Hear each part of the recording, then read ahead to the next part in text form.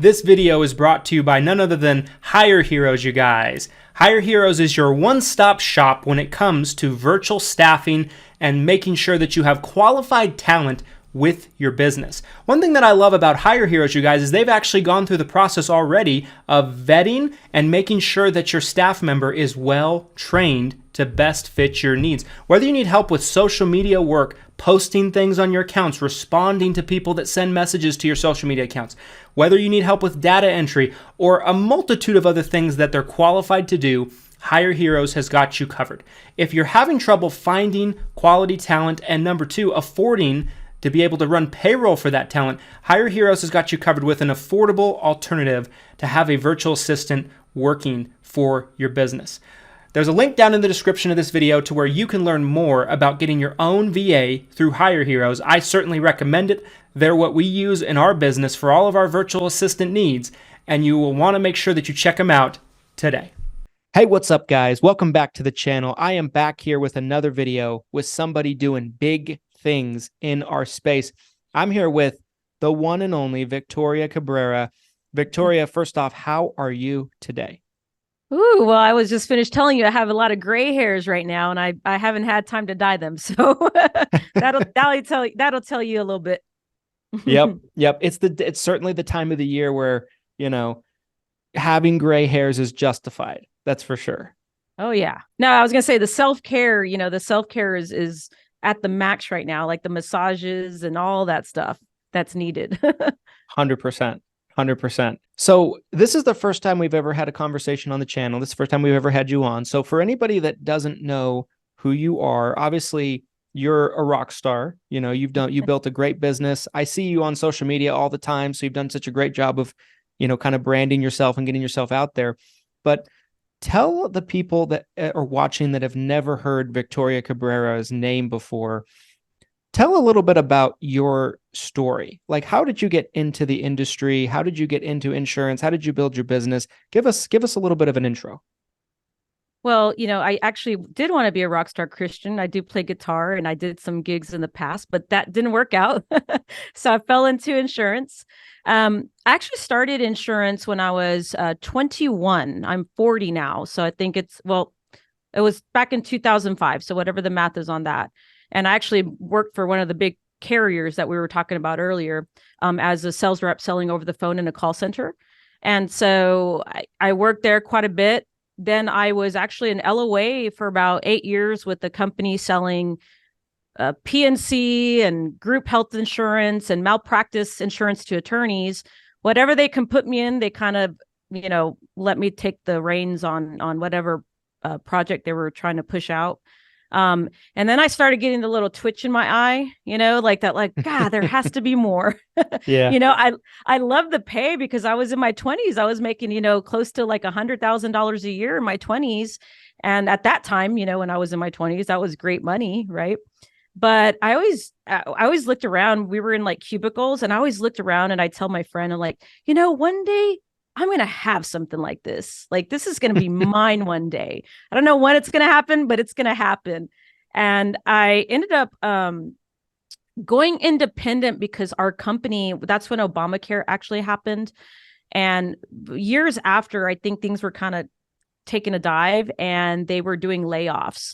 And so I think it was a perfect time, by the grace of God, I kind of got laid off, and what seemed detrimental at that time was actually a real blessing in disguise because it kind of forced me to put the fire under my, I don't know if I can say the A word or whatever.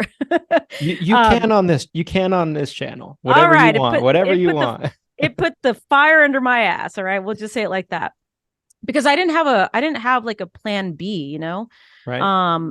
And at the time I had a mortgage payment. I was single. I had bought my first home at 25 and I had a mortgage payment, car payment, all this stuff. So I was like, oh my God, what am I going to do?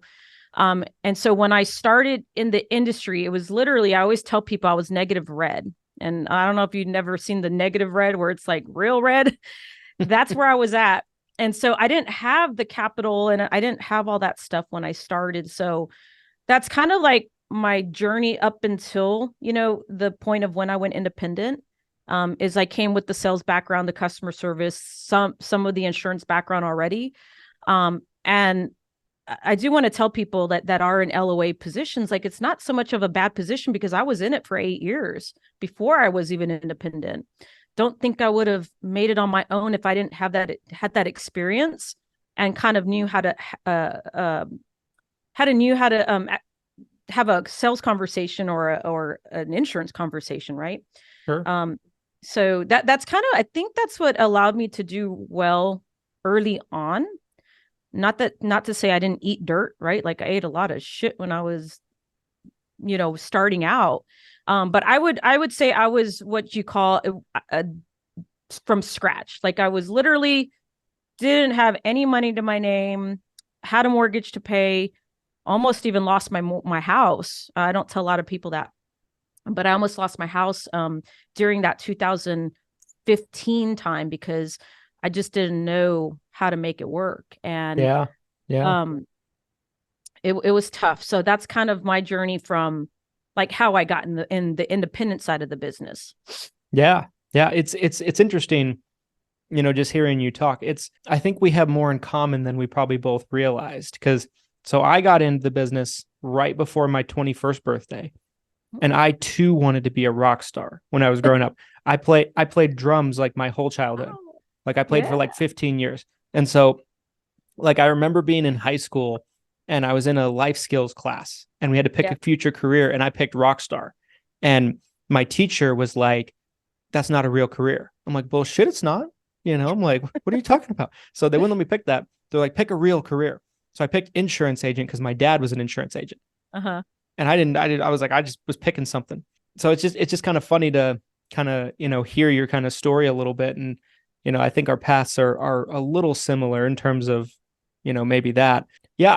I think it's one of those things where everybody likes to see the finished product of somebody's success story and kind of see where you're at today and not think about all of the obstacles you had to overcome and the grit you had to really just show to get to where you were at and kind of get through those difficult times. So you're going through these kind of difficult times. You go independent, right? You break off, you go independent.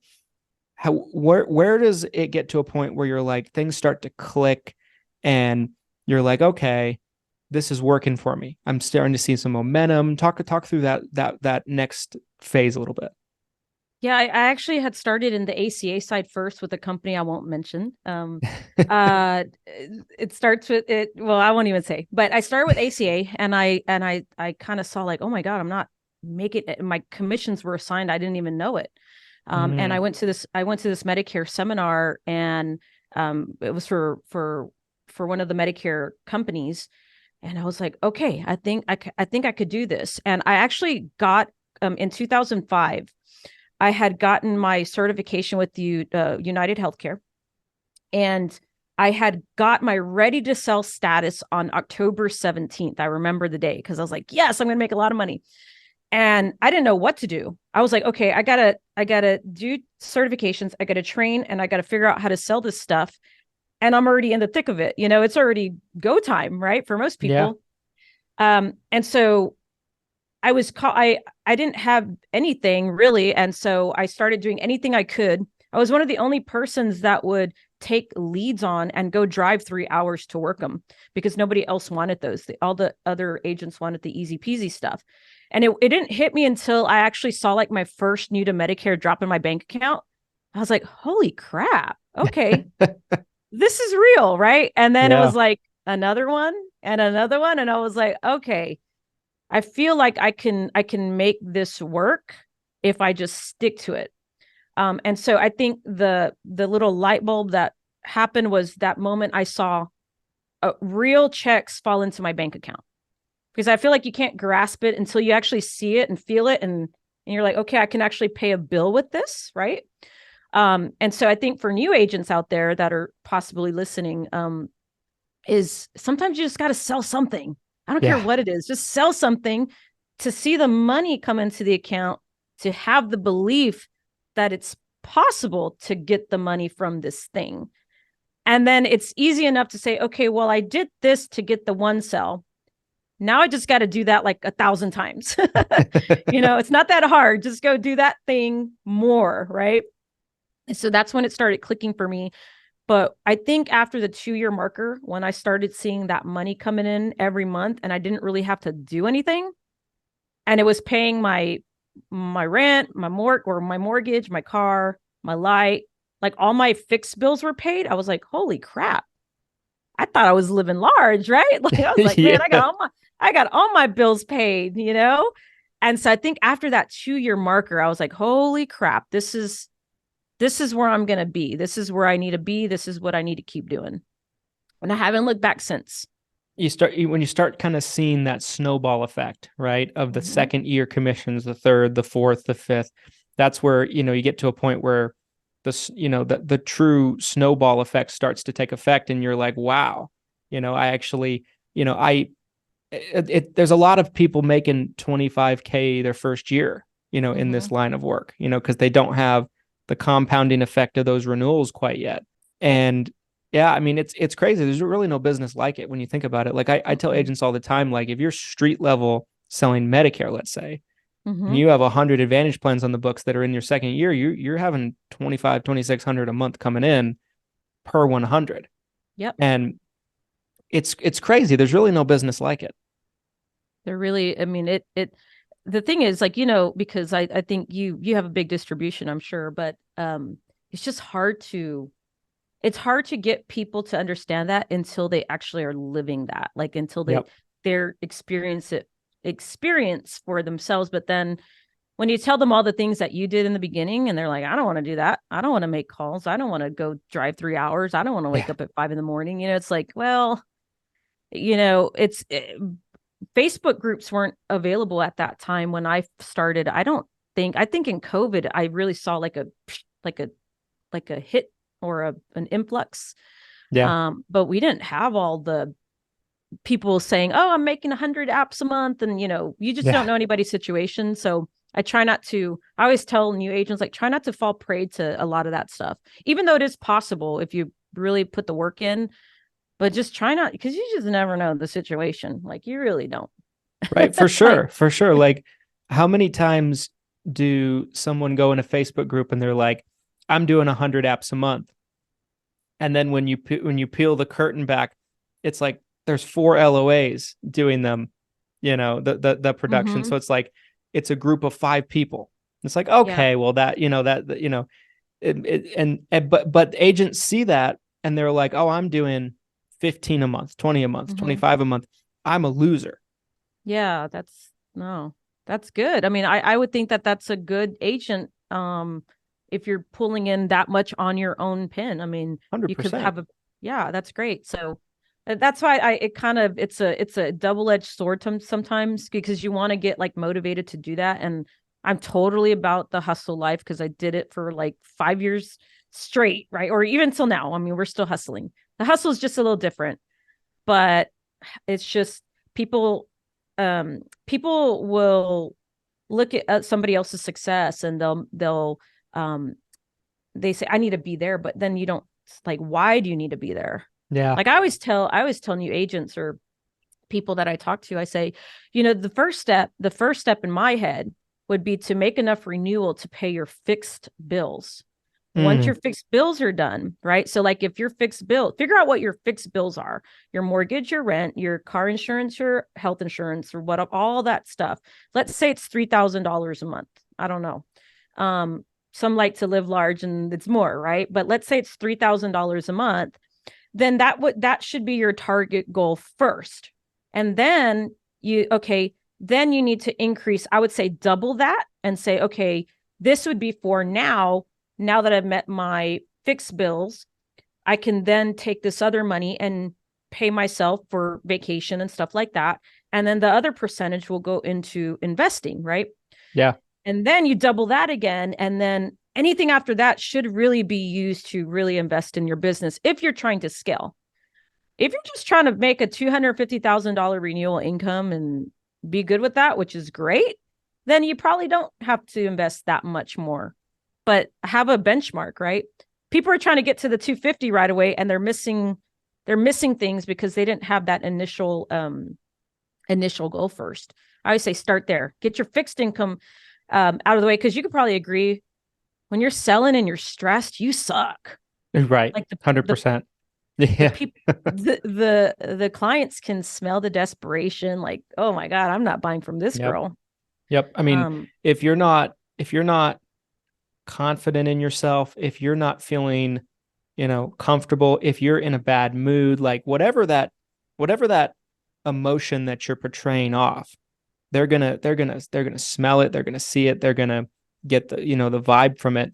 And so, it's very much a thing. You really have to, be a master of your emotions. My wife would always tell me when we first started dating, she's like, I'm not a light switch. I can't just change my emotions. I'm like, well, I am. I have to be. Like, I'm like, so I could just flip a switch. I have to. And then I just get over whatever's bothering me. Like you kind of have to do that if you're going to mhm, sit down at someone's kitchen table or you're about to jump on a call with a new client or a prospective client. Like you have to put your best foot forward. mhm. Same thing like when you're making phone calls, right? Like I can be having a bad day, but it's as simple as Yeah. just making these two things just, go up and it'll change the whole tonality of your phone call, and that makes the world of a difference. And Yeah. so the energy transfer between people is a real thing. I feel like if I'm in a room with somebody that's like down and out, I'm like, oh man, what's wrong? Because I could feel it. Same thing on the phone. If you're feeling stressed about paying your bills and this and that, and like, look, if you're independent and you know as well as I do that we have more failures than wins every single day. Yep. Like I've had like this year has been tough. Like, I'm not going to lie, it's been really tough on the personal and the business side. And I say that because just because you get to a certain benchmark does not make all your problems go away. In fact, your problems are probably going to get bigger the more that you're trying to grow. It's Yep. just different types of problems.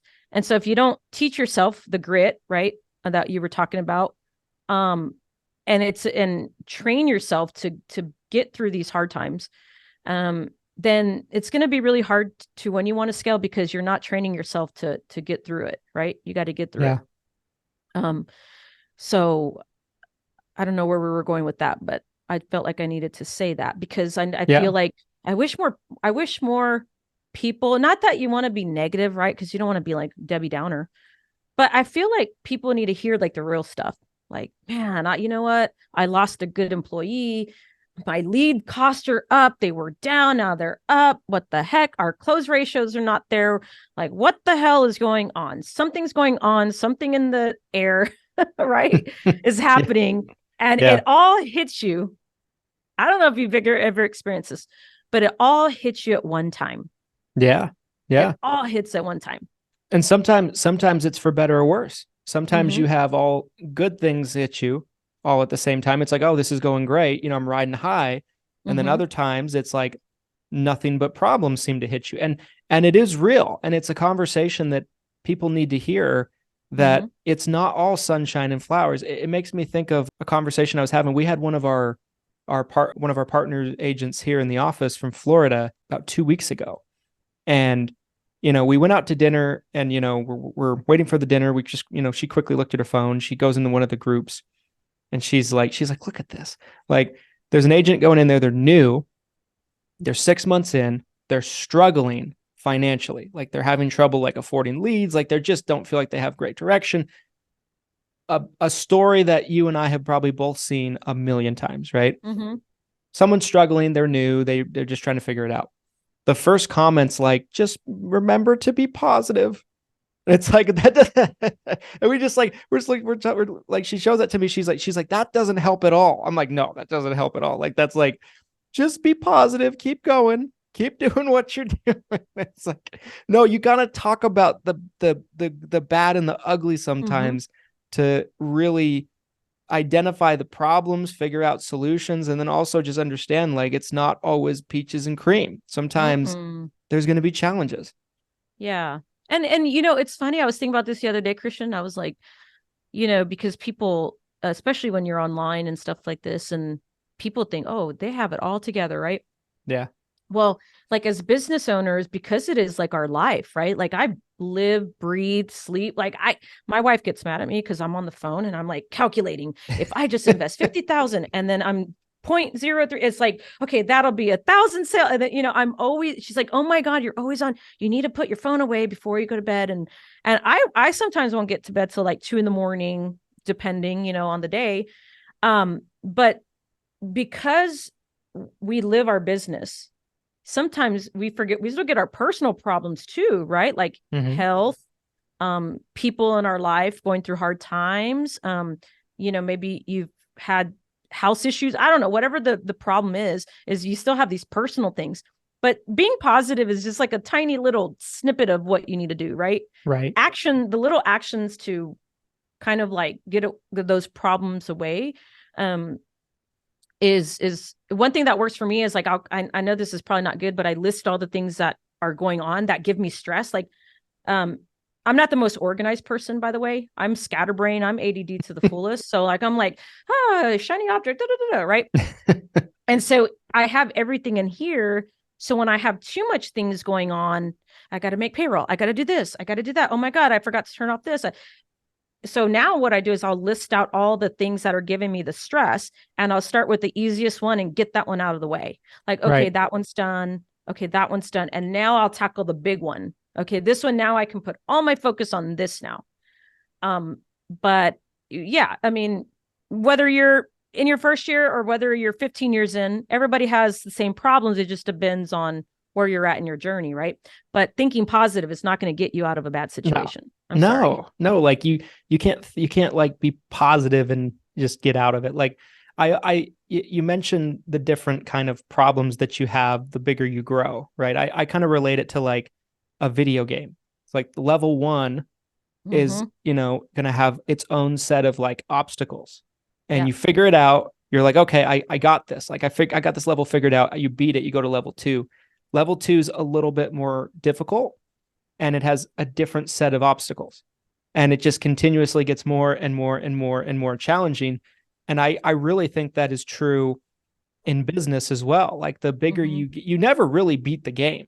You just continuously move up and up. Like Elon Musk or Jeff Bezos has more problems that they deal with on a day-to-day basis probably than anybody else, in the business world. And like, it's just a constant evolution, and it comes with more and more challenging issues that you got to deal with. There's just more that you got to, more complicated problems you have to solve as the head of the business. Yep. Yeah. I mean, but then it's like you don't want to stay like negative, because nobody likes a Debbie Downer. For sure. For sure. People will tell me, man, Victoria, like, I didn't know all that was going on. I'm like, yeah, because I'm not putting it out there. Like you shouldn't put it out there that much, but no one will ever know what's going on, because like you said earlier, you have to show up, you have to change, you have to put the different hat on. And especially when you're building team, right? Like you have a team, you have employees. I have a team, I have employees. We've lost some along the way. Right. And so, but you have to almost right when you walk in the door, or right when you walk in that client's house, or right when you meet with the carrier rep or whatever that might be, that's a different face. Yep. It's like the Game of Thrones, the man of many faces, or what is it? Yeah. I think that's what it is. I know what you're talking about, but I mean, it's especially with AEP coming, right? It's like, boy, do we have stuff that we need to make sure that we stay on top of. So, but yeah, I mean, anything that you can do to, I think that taking action on something and finding a quick win, like even if it's going to walk for 5 miles or something, that's a quick win. Then you start changing that, the trajectory of where you're not going, right? You can't continue to go down. So you got to change it really quick. But yeah, absolutely. I think there's a lot of value in finding, the small victories to kind of pick yourself back up when things are going difficult, for sure. And I definitely think, that having a positive attitude and a outlook is certainly helpful, but I definitely think that matters. I don't want people to watch this and think like, oh, Christian's just negative. No, not that, but like, but at the same time, you can't ignore the negative. Sometimes people, like, when they have negative things going on, they're like, oh, just stay positive. And like, it's almost like just sweep what's going wrong under the rug and hope it goes away. And it's not going to go away just by doing that. You mentioned AEP. Let's shift gears a little bit into AEP, right?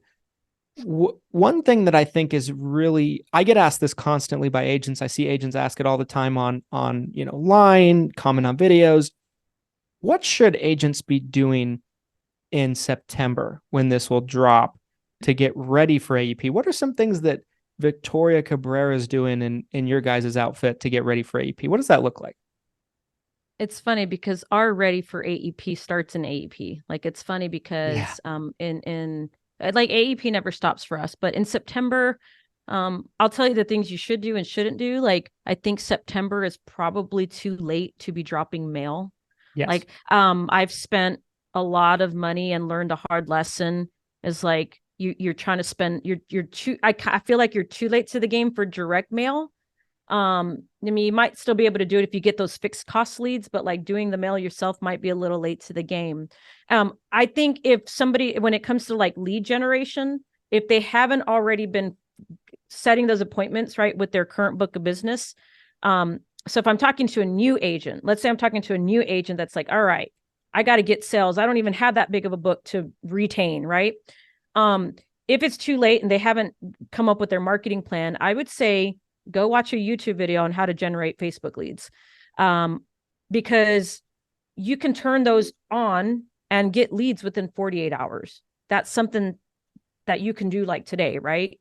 And start booking those appointments for the first and second week of October. Obviously, you can't enroll them, but you can start having those conversations and start, following up and creating the pipeline. In September, right now, I actually, it's funny. I sent my agents a whole mean text. I have tough love sometimes. So it's like, all right, guys, no more contracting, no more sales strategies, no more this, no more that. Come September 15th, AEP for us in our head has already started. Whether that's, trying to get the intake forms out to the clients to fill out, to put their doctors and medications, or maybe it's just calling all of your pipeline that you created last year so you can start booking appointments for the first 2 weeks of annual enrollment.